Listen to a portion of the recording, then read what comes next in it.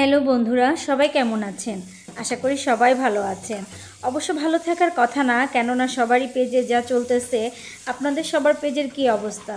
আমার পেজে তো কোনো ভিডিও ছবি কোনো কিছুতেই কোনো ভিউজ আসছে না, একদম রিচ ডাউন হয়ে গিয়েছে। আসলে মোটামুটি সবারই মনে হচ্ছে একই অবস্থা। তো আপনাদের সাথে কথা বলতে বলতে আমি ভাবলাম আমি আজকে একটা কাঁকরোলের রেসিপি শেয়ার করি।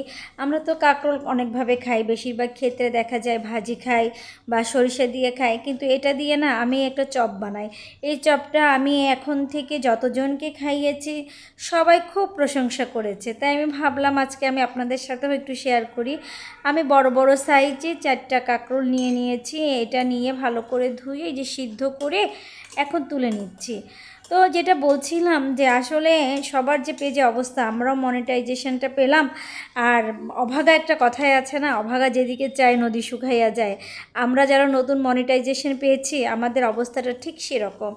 এত কষ্ট করলাম, এত কষ্ট করে এক মনিটাইজেশন পেলাম না, হচ্ছে সেখান থেকে কোনো আর্নিং, ভিউ হচ্ছে না, তার আর্নিং কোথা থেকে আসবে? রিচ একদম ডাউন করে দিয়েছে ফেসবুক। হয়তো বা ঠিক হয়ে যাবে, কিন্তু জানি না এরকম চলতে থাকলে কাজ করার আগ্রহ থাকবে কি না।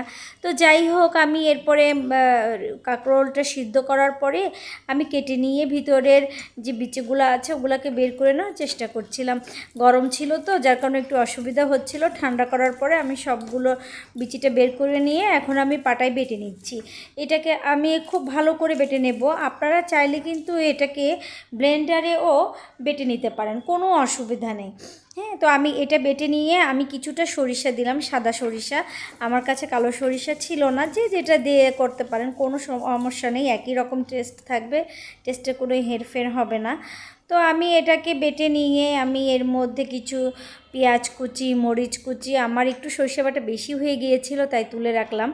পেঁয়াজ কুচি, মরিচ কুচি, সরিষা বাটা, লবণ, হলুদ, আমি এটা দিয়ে খুব সুন্দর করে জিনিসটাকে মাখিয়ে নিব।